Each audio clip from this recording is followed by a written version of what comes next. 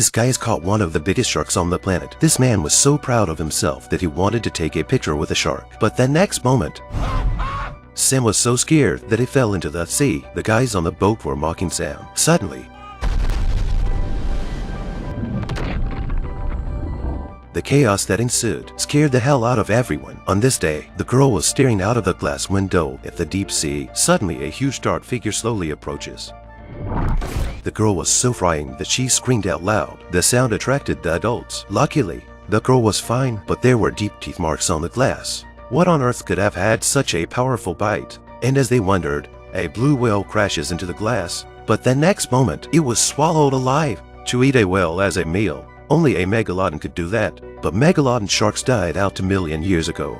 How did it end up here? It turns out that not long ago, scientists had set up an underwater laboratory in the deepest part of the sea to study the unidentified creatures under the sea.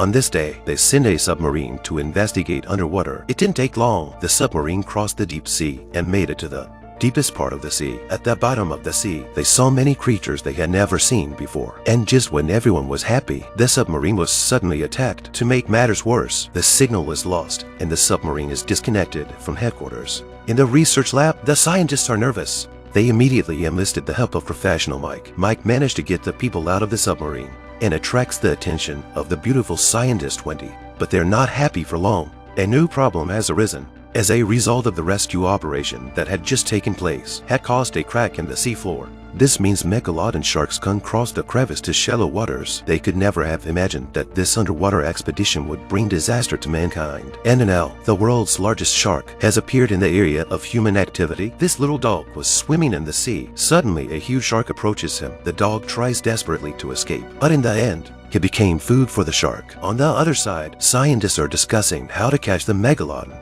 They're going to do it in 3 steps. Step 1, the tracker locates it. Step 2, fire the venom. Step 3, kill it while it's poisoned. But the gun that fires the tracker has a range of only 30 meters. As they discuss who will do the job, they were too scared to say anything. No one wanted to take the risk. At that moment, Mike grabs the locator and jumps straight into the sea.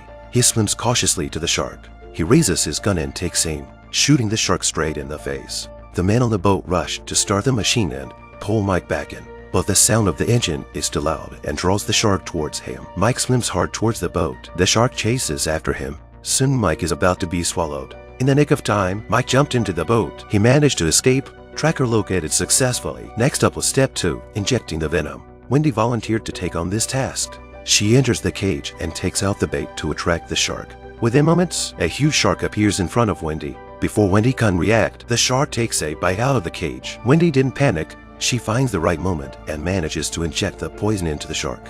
But the shark was too big, so the poison doesn't take effect immediately. The boat is pulled by the shark and shaken. The cage-linking device fell into the sea.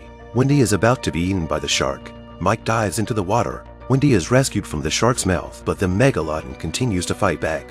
It opens its bloody mouth and is about to eat them both. At that moment, a chain pulled it directly. At the same time, the poison takes effect. The shark slowly passes out. That's it. This giant prehistoric shark has been captured by man. The man was in the water laughing and talking with the people on the boat. Suddenly,